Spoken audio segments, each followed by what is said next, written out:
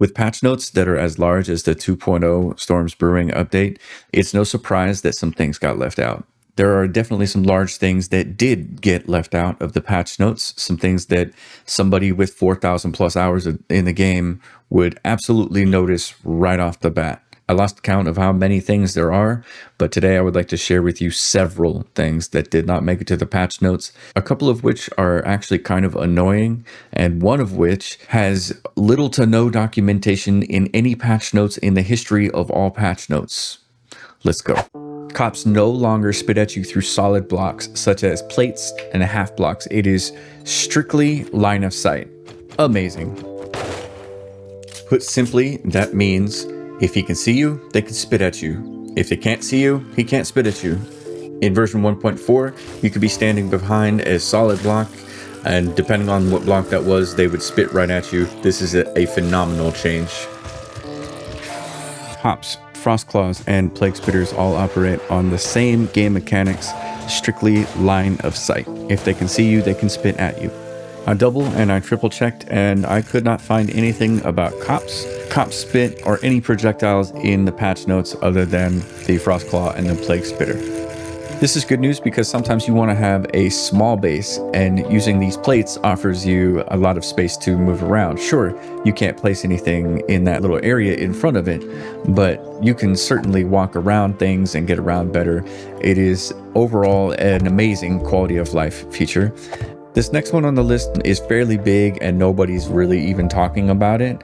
And the reason is because it was actually changed in 1.2 and they never said anything to anybody, and they never changed the localization for it. Blood Moon count 64 enemies. This is the number of zombies that can be alive, spawned at the same time, at any time per player during a Blood Moon horde. However, max spawned zombies overrides this number in multiplayer games. Also note that your game stage sets the maximum number of zombies per party. Low game stage values can result in lower number of zombies than the Blood Moon enemy count setting. Changing this has a huge impact on performance change at your own risk. My Blood Moon count is set to 64, no matter what my game stage is, no matter what settings I use. Without going into game files, without going into XMLs, I can only get 30 zombies max, period. Even in multiplayer, it's 30. I've never heard any developer say this directly, but I am told that they did this so that crossplay between PC and console was more viable. Instead of telling us that that's what they did and telling us they did it for performance and they did it so console, that's bullshit too. That's another thing I've noticed. Basically, they made a change. They didn't tell anybody about it in the patch notes, and then they didn't change the localization. You can see where it says CNT 4, 5, 6, 7, 8, 9, 10. No matter where I am, no matter what biome I'm in, no matter what level I am, it will only ever spawn 30 at a time. My PC can handle a lot more than 30, unless it's Darkness Falls. This is kind of an upsetting change, if I'm being honest. This wasn't in the patch notes for good reason, because it's not a 2.0 patch. Actually, it was updated between 1.1 and 1.2, and it's still, to this day, this is not in any patch notes that I can find. And the Fun Pimps said, we optimized it. Fun fact, Frost Claws can throw rocks 42 blocks. That is extremely far. Fun Pimps, if you're watching, that's really far. This next one is something that changed a little bit this time, but I expect it to be a lot of bit over a lot of times. Deshong Tower. A storm came and I had to camp out, and I had a wooden club. So I did what I know to do. I snuck over here to this door. I got in here and I ran from the zombies, and eventually they broke this door out and I ran. But then I came back and I dropped a block in here. This doesn't work anymore because in a lot of POIs, they've started changing doorways to this piece here. And it's obviously because zombies can jump up on top of it and now crouch through the 1 meter hole. This is interesting to me because the Deshong Tower challenge has gotten fairly popular. Before 2.0, I really got to know this POI because that's what I was playing. The stairwell very much becomes home in that mod. You fight a lot of your fights right here at the doorways. It's a lot of these doorways that were modified and changed. Now you could still put a hatch down here, and this is fine, and it's going to work fine. But if you put a hatch down on the other side, zombies will still jump on top of the hatch and then crouch under and get through this. I guarantee you with 100% certainty that Fun Pimps have been watching people play the Dishong Tower Challenge. Somebody, one of the developers, said, you know, I bet you if we change that block, they can sneak through. I've also noticed a few changes with the Shotgun Messiah as well as the Shamway Factory. I have read these patch notes from top to bottom, and well, they're really, really long. For real, really long. So I read this entire thing, and I've read it 2 or 3 times over just to make sure that I'm not crazy. And nowhere did I see anything that said started changing doorways in order to prevent players from placing a block to have a fighting position in order to fight zombies. And instead they will just crouch through said block. Yeah, or some variation of words like that. Don't judge me, I hate words. Loot bags are not as frequent as they were before. Dire wolves and zombie bears used to have a guaranteed red bag, but they no longer do. Now, this is one of the ones that did end up making it into the patch notes, but at the time that I read the patch notes live on stream, they were not a part of the patch notes. They were added in later. Reduced the drop chance of loot bags on dire wolves and zombie bears to 50%. Half of the time they will drop a loot bag, half of the time they will not. 3, 4, 5, 6, 7, 8, 9, 10, 11, 12. I ended up with 13 out of 20. The next change is actually sort of accidental. In 7 Days to Die 2.0, the Fun Pimps made it to where zombies can now crouch through a 1-block space. In previous versions of 7 Days to Die, it was common practice to upgrade your base or whatever you were living in, and you would start with the second block. However, now that zombies can crouch through a 1-block space, they now target the bottom block instead of the second block. It took them no time to get into my base, and they broke 1 single block on the bottom and snuck right through. I like it, but I do wish that I could also fit through a 1-block space. And if you've never played Darkness Falls before, you can fit through a 1-block space, and it's great. Now, one could probably say that yes, this was in the patch notes because they changed the way the zombies work and they crawl now. And you're absolutely right.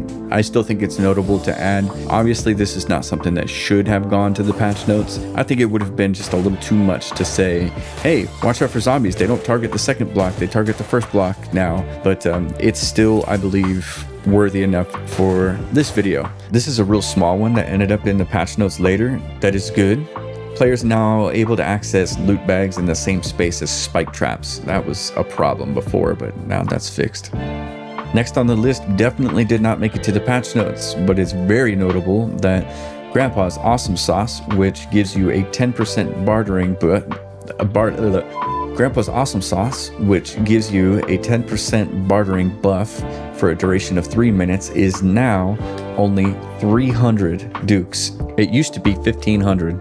I would come here and I would buy every single Grandpa's Awesome Sauce and also every single sugar butt that I can get my hands on and save up everything until I needed to do a big sell-off. Next thing on the list is that burnt zombies now have a chance to catch you on fire. I was pretty surprised when it happened, and when it did happen, I definitely went straight to the patch notes to find out if that was true. It hasn't been in any patch notes, like almost ever. It was introduced in Alpha 16.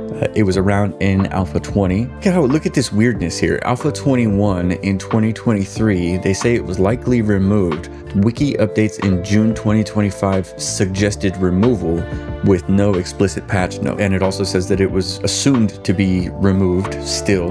And then in version 2, reintroduced. It changed on the wiki, but it did not change in the patch notes. I mean, I feel like Grok would have found it if it was in the patch notes now and I just missed it and I was doubting myself, so I used a little bit of friendly robot help. Scary. In the patch notes, it says adjusted decorations in the burnt and wasteland biomes. Now, this is definitely accurate. Like these trees, I love it. I love it. I love what they've done here. But what they didn't really say much about, and they didn't actually talk about in the patch notes, is the fact that they got rid of a bunch of the iron. So you can actually ride your motorcycle through this without running into these things. Those things used to be everywhere, man. If I was in this POI right here and I was in a hurry to get to the trader and I wanted to haul ass through, I'd have to repair my bike probably twice by the time I got there. And it's only like 1,000 meters. Like, you would run into those iron pieces all the time, man. So you still do run into them. They're just a lot less. And I think that's a great upgrade.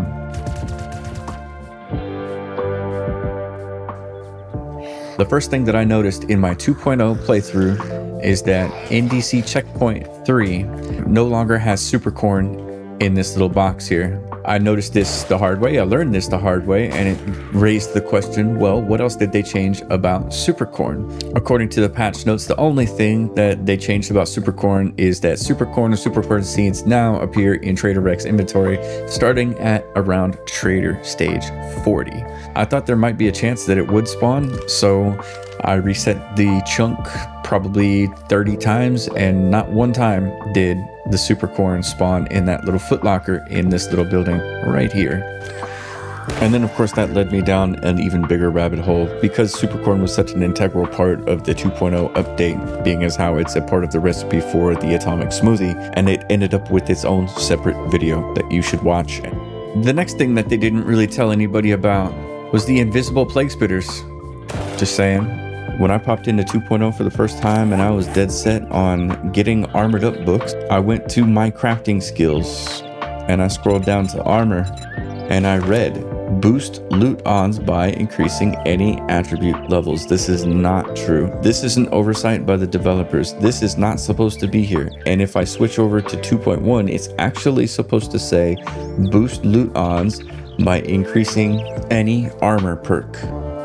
So when I first read this, I was under the impression that attribute levels would contribute to my loot odds of getting armored up books, but so would the medium, light, and heavy armor attributes. So not only was it changed from 1.0 to 2.0, but it was also misinforming you at the same time. It also didn't make it to the patch notes. I thought I was doing the right thing by reading the descriptions and paying close attention, but I was misinformed. Guys, cheers. I appreciate you being here, especially if you made it this far. I hope it was a compelling video because it actually took me quite a long time to make. I hope it was a good video for you. I hope it was informative. I hope it is helpful. And if it was, please do all the things, like the channel and subscribe to the buttons and such. I'd like to take a minute to say thank you to all of the lovely members on YouTube and all of the subscribers on Twitch. I appreciate you. You guys are amazing. I hope you have a wonderful afternoon, a wonderful day. Let me know if you've noticed anything else that just feels askew, and we can jump into it. We can take a look, see if it actually is on the patch notes or if it even ever had patch notes to begin with. Cheers, have a good day, and I will see you in the next video.